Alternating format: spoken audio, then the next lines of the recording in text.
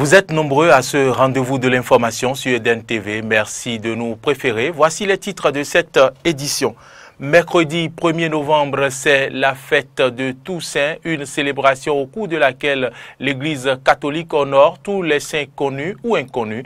Vous suivrez dans cette édition les explications du Père Maurice Baboumi à propos de la Toussaint. Prévu pour démarrer ce 1er novembre sur toute l'étendue du territoire national, le recensement administratif à vocation d'identification de la population RAVIP a-t-il démarré? Effectivement, vous suivrez le constat de Eden TV dans ce journal. Attentat ce mardi 31 octobre dans le sud de Manhattan aux États-Unis. Nous en parlerons en inter-actualité. Voilà pour le sommet de cette édition. Le développement, c'est maintenant.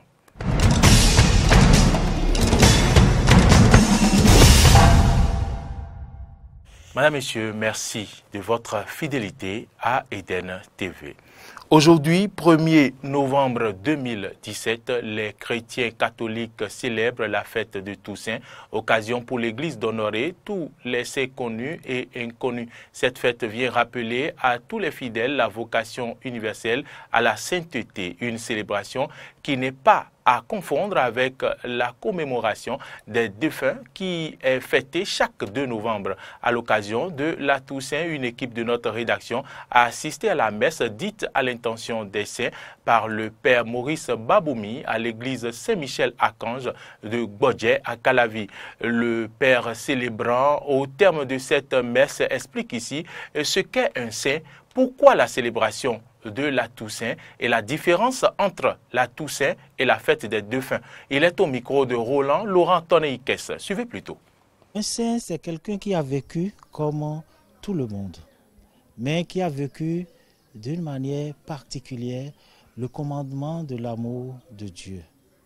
Et donc, à sa mort, après sa mort, l'Église, après un certain nombre de processus,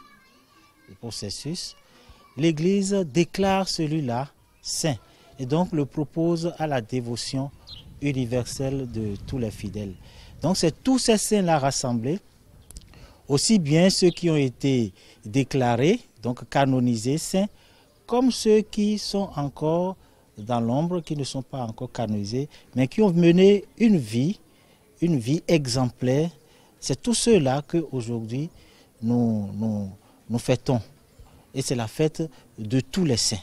Et il y a une différence entre la fête du 1er novembre et du 2 novembre. La fête du 1er novembre, c'est tous les saints que nous fêtons en une seule fête. Par contre, le 2 novembre, c'est la commémoration des fidèles défunts. Qu'est-ce que cela veut dire? Ce jour-là, l'Église nous propose de nous souvenir de nos défunts. Et dans quelle intention? Dans l'intention de prier pour eux. La différence tout simplement, c'est qu'à la fête de tous les saints, nous demandons l'intercession des saints. Et nous nous engageons à imiter leur vie, à vivre comme ils ont vécu en imitant Jésus, pour que nous aussi, un jour, nous soyons dans la béatitude du ciel. Mais le 2 novembre, c'est notre intercession qui est demandée. Nous qui sommes vivants sur cette terre encore, nous pouvons prier pour ceux qui nous ont devancés, qui sont morts avant nous. Donc le 2 novembre, c'est la commémoration des fidèles défunts, la prière pour tous nos fidèles défunts qui nous ont précédés. Voilà qui est clair, c'est bien ce 2 novembre, la fête des défunts, le jour où l'on devrait se rendre au cimetière et prier pour les défunts. Et puisqu'il n'est pas férié, les parents des défunts anticipent pour se rendre au cimetière le 1er novembre. Faut-il alors attendre chaque 1er ou 2 novembre avant d'entretenir le lieu de repos de nos parents défunts? Malheureusement, c'est ce que l'on constate et c'est justement ce que déplore dans ce reportage que je vous invite à suivre, les gardiens du cimetière visités. Suivez.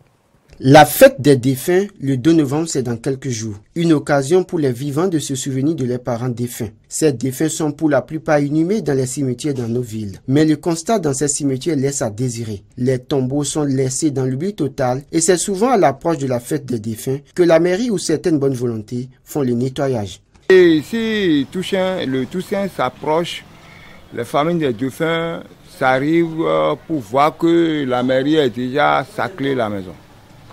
Les familles qui ont arrivé pour le moment maintenant à entretenir le tombeau des parents, c'est la maison de Majesté Roi Agassa. C'est leur famille seule que j'ai déjà trouvée pour le moment. En dehors de ces initiatives pour rendre propres les cimetières, les familles des défunts ne se présentent qu'à quelques jours de la fête des défunts pour faire le nettoyage. Si le Toussaint reste 3 jours, 4 jours maintenant, tu vas commencer par voir les familles des défunts vont commencer par nettoyer, faire de peinture, et faire sacrage, nettoyage, tout ça là. Durant toute une année, les parents des défunts ne se soucient point de l'entretien des cimetières. Et c'est ce qui étonne les gardiens de ce cimetière. Normalement, les amis sont là à filles. Ils doivent entretenir nous. On a voulu bourrer. Ils ont voulu bourrer. On peut aller dans forêt. Bon, mais là, ils n'ont pas. Normalement, quand ils viennent enterrer leurs parents ici, ils doivent entretenir les tombeaux. Mais malheureusement, ils ne le font pas. Le cimetière est abandonné au point de devenir une forêt. Les gens en parlent et c'est pas bien. Souvent, des femmes viennent nous voir, nous remettre de l'argent pour l'entretien. La mairie le fait aussi. Mais les parents des défunts ne taillent pas d'importance à cela. Parce qu'ils n'aiment pas, les gens n'aiment pas leurs défunts ici. S'ils aiment leurs défunts, le cimetière ne peut pas rester dans une forêt. Parce que sans la mairie, sans les autorités, moi-même qui suis ici maintenant, je peux sacler à côté de tombe, à côté de la tombe de mon vieux, de mon papa, je peux sacler. Si l'autre la sacre, l'autre là aussi sacre, l'autre là aussi sacre, je vois que la maison sera bien propre. Nous sommes d'accord, sans autorité. Donc les gens qui ont amené leurs défunts ici n'aiment pas leurs défunts. Ceci appelle la responsabilité des uns et des autres. À quoi bon careler un tombeau et l'enjoliver si cela doit végéter dans la brousse? Je vous l'annonçais en titre prévu pour démarrer ce 1er novembre, le recensement administratif à vocation d'identification de la population, RAVIP, a effectivement démarré. C'est du moins le constat fait par Laurent Roland-Tonneikes dans certains arrondissements sillonnés, notamment du 4e au 6e arrondissement, où l'enrôlement des citoyens a commencé. Dans le 4e arrondissement, au centre de perfectionnement des entreprises, le coordonnateur du RAVIP, Jean-Claude Aronvebla, et les chefs quartiers de Djidje se sont confiés à notre équipe. Suivez plutôt. Comme vous le voyez, ici, au CPPE, il y a l'affluence et ça a effectivement démarré, et à ma grande joie. Les centres sont initialement identifiés et pourvus en personnel. Je ne peux pas comprendre qu'on dise que les gens vont au niveau des centres et ils ne trouvent personne. Maintenant, la nuance qu'il faut faire, ce n'est pas une opération électorale. Les gens peuvent volontairement quitter leur maison et aller dans les centres de vote. Ce ne sont pas les centres de vote qui sont retenus comme centre de collecte RAVIP. Donc je crois que la journée d'aujourd'hui, les frottements notés ça et là vont nous amener à recadrer les choses pour que tout aille bien. C'est une affluence que vous constatez là, donc les gens viennent. Malgré que c'est la première journée, les gens continuent de venir davantage. Et vous voyez sur le terrain, presque tous les chefs de quartier du 6e arrondissement sont venus pour constater ce qui se fait à Djidje ici. Et nous avons la chance d'avoir aussi à nos côtés le chef d'arrondissement qui s'est déplacé lui-même pour constater l'effectivité de cette opération. Donc je crois que nous sommes totalement disponibles pour accompagner l'opération. C'est une bonne initiative qui a été prise et je pense que nous, les chefs de quartier du 6e arrondissement, nous devons nous mobiliser pour que vraiment cette opération réussisse dans le 6e arrondissement. Et d'ailleurs, depuis hier, le CA, notre chef d'arrondissement, M. Yolonfou Denis, il nous a invités et il nous a demandé que nous sensibilisions la masse au niveau de nos quartiers afin que l'opération réussisse. Eh bien, parlons toujours de l'actualité au Bénin, mais cette fois-ci du remaniement ministériel intervenu 18 mois après la formation du premier gouvernement béninois. Ce vendredi 27 octobre 2017, Patrice Talon a opéré un réaménagement dans son gouvernement avec l'entrée de 9 nouveaux ministres.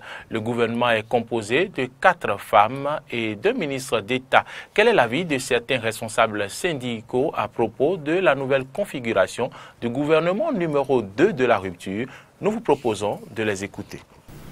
Et quand on citait certains noms qui devraient arriver dans ce gouvernement, moi j'avais froid dans le dos. Eh bien, on a constaté que ceux qui sont dans son précaré, c'est fidèles parmi les fidèles, il les a gardés. On ne travaille qu'avec ceux en qui on a confiance. Et donc, il y en a 13 qui sont... Il a gardé 13 de son gouvernement. Et puis, on a vu un clin d'œil à la jeunesse. On a vu que les grands ensembles qui le soutiennent, les gens sont venus. Mais là aussi, il a fait l'effort d'éviter que ce soit des politiciens, de vieux, les vieux de la vieille. Un effort a été fait pour augmenter le nombre de femmes. Le ratio 4 sur 23 ministres, c'est insuffisant. C'est des gens d'un certain niveau, des gens qui ont des compétences et qui ont la qualité. C'est pour ça que nous, syndicalistes, quand ça, ils vont arriver, commencer par faire n'importe quoi, s'ils sont dans la politique de la ruse et de la rage, nous allons dénoncer, critiquer, parce qu'il faut critiquer pour qu'ils puissent comprendre que ça ne va pas. Les gens doivent tirer leçon de la gouvernance de Patrice Talon qui, effectivement, il met des gens qui sont à sa sorte, il ne met pas des hommes politiques qui peuvent donc lui porter ombrage. Si vous regardez, c'est pratiquement ça. Ceux qu'il a mis, les nouveaux venus, sont des gens très proches de lui. Ce sont des gens très proches de lui. C'est des gens qui ne peuvent rien lui refuser. Ce ne sont pas des gens qui sont venus là pour, disons, proposer quoi que ce soit. C'est des gens qui sont venus pour exécuter les ordres de Patrice Talon. Donc le peuple doit savoir qu'il ne doit s'attendre à rien de nouveau. C'est toujours la prédation des biens publics, les réformes qui en fait remettent fondamentalement en cause même la souveraineté du pays. Ce sont là des propos recueillis par Carole Olaye et Fréjus Fiorci. Et restons toujours collés au remaniement ministériel, mais cette fois-ci pour parler de l'analyse que l'on peut faire de ce remaniement opéré par le président Patrice Talon. Vous suivrez le docteur Nathanaël Kitty et Marcel Zoumenou. Il prend la sortie du ministre Huitor et du ministre Koupaki. L'un a été immédiatement récupéré au poste de secrétaire général avec le protocole et les avantages liés à celui de ministre d'État. En tout cas, on n'a pas d'éléments matériels qui puissent nous permettre aujourd'hui d'expliquer la sortie du ministre Lazare Seruito. De loin, je vois un ministre qui a fait de son mieux pour Fiodor. Par contre, on a vu quand même qu'il y a d'autres ministres qu'on pouvait faire sortir et qui sont maintenus. Patrice Talon a décidé de faire confiance à des gens qu'il connaît, pas forcément des gens que les partis lui ont proposés, mais des gens qu'il connaît dans les partis et qui lui sont favorables. Les entrées dont il est question sont des entrées maigres. Ils ne sont pas appelés à diriger un ministère de souveraineté. La plupart des ministères de souveraineté sont détenus par le camp de la rupture initiale. Non, moi je vois plutôt Madame Bintou comme étant représentant de l'Union fait la nation, qui est une grande coalition, que de celui du PSD. Les protagonistes sont sont en procès. Donc, il a été prudent. On constate qu'il y a l'absence de la RB. Bon, pour le cas de la RB, cela se comprend aussi, étant donné que les deux camps sont en procès et que le procès n'a pas encore un dénouement. J'ai constaté que le chef d'État a renforcé sa position dans le septentrion. Cette fois-ci, on note l'entrée de 3 ministres qui qui s'ajoutent aux 4 qu'on avait, ça fait 7 ministres. Les nouveaux ministres qui sont venus renforcer les positions dans certaines circonscriptions où le chef d'État suppose qu'il aurait des problèmes dans les mois ou bien les années à venir. Je parle de la 8e circonscription avec l'arrivée de Samba Dambi. Vous savez que la 8e circonscription, c'est la circonscription de Parakou, où on entend parler du retour de l'ancien président Boniaï. Et il y a également d'autres députés qui renforcent les circonscriptions de Malanville, et il y a également un autre ministre qui vient renforcer la circonscription de Nati-Tengu. Et donc, il y a un souci d'être beaucoup plus influent dans le septentrion. Le deuxième chose là qui se dégage, c'est le retrait de tous les ministres qui ont été proposés par Sébastien Adjamon. Cela se comprend aisément du moment où il est en contradiction flagrante avec le chef de l'État, du moment où il y a déjà depuis plus d'1 an la rupture dans la rupture, il va sans dire qu'au remaniement, ces ministres sortent. Moi, je pense que ce qu'il faut saluer peut-être dans la formation de ce gouvernement, c'est d'avoir réussi à augmenter le nombre de femmes et d'avoir réussi aussi à faire confiance à la jeunesse. Changeons à présent de registre pour parler de l'atelier de renforcement de capacité des professionnels d'image de la presse à la Maison des médias Thomas Méansan à Cotonou. C'est une initiative de l'Union des professionnels des médias du Bénin, UPMB, qui entre dans le cadre de la célébration de la Journée mondiale du patrimoine de l'audiovisuel. Carole Olaye pour le reportage. Souvent laissés pour compte par les associations des professionnels des médias, les professionnels d'image de la presse béninoise bénéficient d'une formation qui vise le renforcement de leurs capacités. Démarrée ce lundi 30 octobre, cette initiative de l'Union des professionnels des médias du Bénin UPMB, en collaboration avec l'UNESCO, entre dans le cadre de la commémoration de la Journée mondiale du patrimoine de l'audiovisuel. Une journée célébrée tous les 27 octobre de chaque année depuis 1980. Découvrir, se souvenir et partager. Tel est le thème de la Journée mondiale du patrimoine audiovisuel cette année.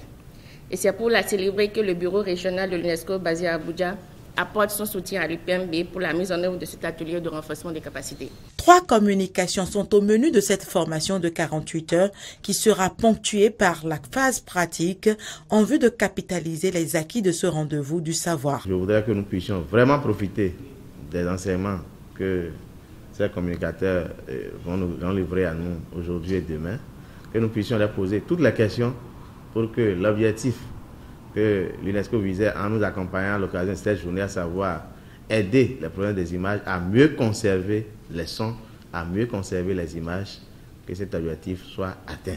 Les participants à cette formation pourront désormais à terme mieux conserver les images et sons de différents événements afin de permettre à leurs médias respectifs d'avoir des archives audiovisuelles dignes du nom. Poursuivons cette édition par la remise officielle de matériel par le maire d'Abomey-Calavi au groupement national des sapeurs-pompiers du Bénin. C'était au centre de secours des sapeurs-pompiers à Abomey-Calavi. La convention de partenariat tripartite entre les associations pompiers internationales des Côtes d'Armor, PICA en France, Bodarma au Bénin et la mairie d'Abomey-Calavi est désormais une réalité. Ce partenariat a conduit ce lundi 30 octobre 2017 à un don de matériel au centre de secours des sapeurs-pompiers d'Abomey-Calavi. Outre un moyen roulant, on note un kit complet de désincarcération, des matériels de relevage et de secours, des matériels d'immobilisation, des pneumatiques de toutes catégories, des pièces de rechange, des appareils respiratoires isolants, des équipements de protection individuelle, pour ne citer que ceux-là. Cet important don permettra au centre de secours des sapeurs-pompiers d'Abomey-Calavi et de Kokokodji de doter son personnel en équipement de protection individuelle afin d'accroître son efficacité sur le terrain, a confié le responsable des soldats du feu de l'Atlantique. Mais pour les donateurs, il faudra aller plus loin. Il va falloir mettre en place de la formation pour pouvoir accompagner cette utilisation de personnel, de matériel. Pour pouvoir accompagner cette formation, il va falloir assurer le maintien des acquis, l'entraînement quotidien, rigoureux. Quant à l'ONG Bodarma, contact au Bénin de Pika, elle a tenu à remercier ses alliés. L'occasion pour moi aussi de saluer les responsables de l'ONG Pika à travers son vice-président, M. Benjamin Le Goff, pour le sens caritatif et humanitaire. C'est aussi l'opportunité de dire toute mon amitié et rendre un hommage mérité à la première autorité de la commune d'Abomey-Calavi pour sa vision futuriste, une vision qui donne l'assurance que le plus grand reste à espérer. Le chef du groupement national des sapeurs-pompiers a pour sa part rassuré sur l'usage qui sera fait de ces équipements. Au nom des soldats du feu, je prends le ferme engagement de faire bon usage des matériels qui viennent de nous être remis.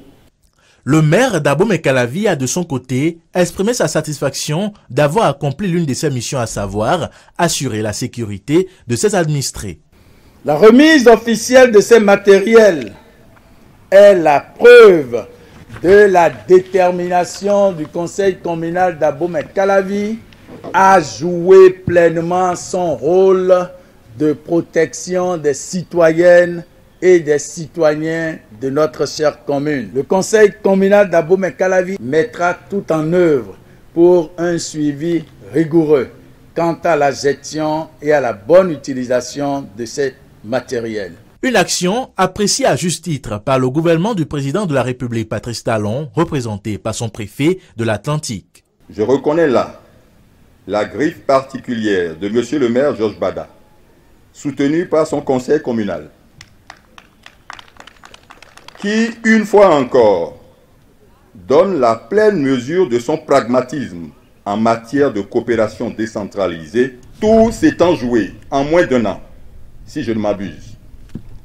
Toute chose qui épouse intimement la nouvelle vision de l'État, résolu à faire de la coopération décentralisée un vrai levier de développement durable à la base. Après la bénédiction des têtes couronnées, la mairie d'Abomey-Calavi a décoré tous les membres des associations Pika et Bodarma présents et qui ont par ailleurs promis travailler avec la commune pour les 5 prochaines années. Vous le savez, au lendemain de l'avènement des téléphones Android, les cybercentres dans leur majorité ont fermé boutique. Les autres qui résistent font encore face à la réduction de leur chiffre d'affaires. Mais c'est déjà là un exploit que d'exister encore. Comment ont-ils fait pour y parvenir? Élément de réponse dans ce reportage de Frégis Serwan. Par jour, on peut au moins voir au moins 10 clients. Voir ce nombre dans un cybercentre après l'avènement des téléphones Android et smartphones est un réel luxe. D'ailleurs, il faut avoir survécu à cet assaut. Beaucoup ont mis les clés sous la porte. Ici, à l'arrêt Vive à Cotonou, ce cyber fait donc son show. Il a le monopole. C'est le seul cyber qui se trouve dans la zone. Et si ce cyber existe encore, c'est parce que la formule a été bien trouvée. Il est niché dans un restaurant. Il y en a qui viennent en naviguant, demandent café, espresso. D'autres demandent shawarma, pizza. D'autres, et après avoir navigué, il y a leurs amis qui viennent les voir et ils se déplacent là pour aller manger. Appâter les clients avec le confort pour survivre face à la concurrence des smartphones ne suffit pas. Ici, nous avons une connexion haut débit et même le disent souvent. Ici, le tarif, c'est à 500 l'heure. D'autres personnes disent que c'est cher. Bon, lorsqu'ils se mettent à travailler, ils trouvent que la connexion est bonne. Bon, c'est bon, ils ne disent plus rien. Et ça marche. Certains clients s'abonnent, comme Fortuné, très régulier dans ce cyber depuis 5 ans. Et bien que j'ai un téléphone portable qui me permet de naviguer, de télécharger des documents et tout, il est plus aisé pour moi de travailler au cybercafé parce qu'au cyber, j'ai un débit plus intéressant. J'ai un peu plus d'aisance à travailler, à télécharger, à faire les recherches. Étant consultant, je fais beaucoup de recherches, je conçois beaucoup de documents et j'ai beaucoup de correspondants à la fois. Alors que si, avec mon téléphone, il me faut activer un forfait et ça s'épuise très rapidement, le résultat n'est pas aussi intéressant que quand on vient au cybercafé. Ça fait quand même plus de 3 ans que j'ai une clé de connexion. Je me connecte à la maison. Je travaille tard la nuit et tôt le matin, donc avec ma clé, je peux travailler. Mais quand je veux télécharger beaucoup de documents et autres, je m'oblige, je n'ai pas le choix que de venir au cyber. J'ai même aussi une connexion au bureau, mais ça flotte. Nous continuons notre tournée dans les cybercentres de Cotonou. Ici, à la cité Ouighor, ce cyber frappé par la tendance des téléphones Android a dû casser ses prix pour maintenir la moitié de sa clientèle.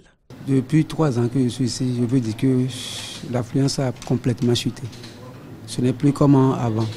En temps, si nous avions 10 personnes, mais aujourd'hui maintenant on peut dire qu'on a chuté jusqu'à 5 personnes. On ne vient plus, on est dû de diminuer encore le prix pour avoir un peu de choses là.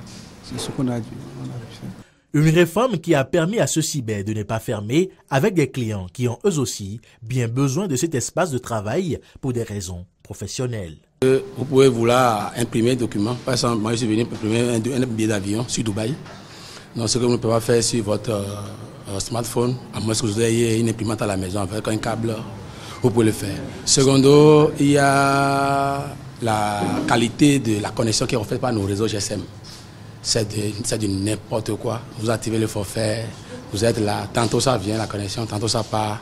La connexion n'est pas stable. Je suis analyste programmeur, je programme des sites web, des virus, des logiciels de toutes sortes. Donc quand j'aurai besoin de faire ça, il me faut une bonne connexion. Vu que les smartphones ne pourront pas supporter les applications dont nous aurions besoin pour accomplir les tâches données par... La fermeture des cybercafés et la baisse de fréquentation ne sont pas seulement dues à l'avènement des smartphones et la mauvaise qualité de la connexion Internet. Certaines personnes ont simplement fui les cyberespaces par peur d'être confondues aux cybercriminels.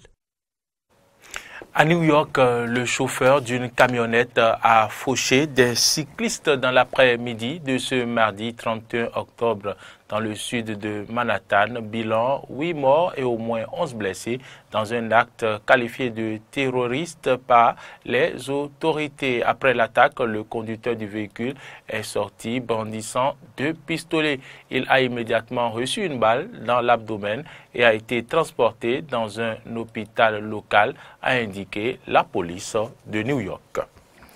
La flamme olympique est arrivée en Corée du Sud ce mercredi à 100 jours de la cérémonie des Jeux olympiques d'hiver sur fond de vente de billets peu élevés et de menaces nord-coréennes. Voilà, mesdames, messieurs, l'essentiel à retenir de l'information de cette édition. C'est la fin. Et merci de nous avoir suivis. Nos informations sont aussi à suivre sur les réseaux sociaux, Facebook et Twitter et sur notre site internet benin-eden.tv. Bonne suite de nos programmes.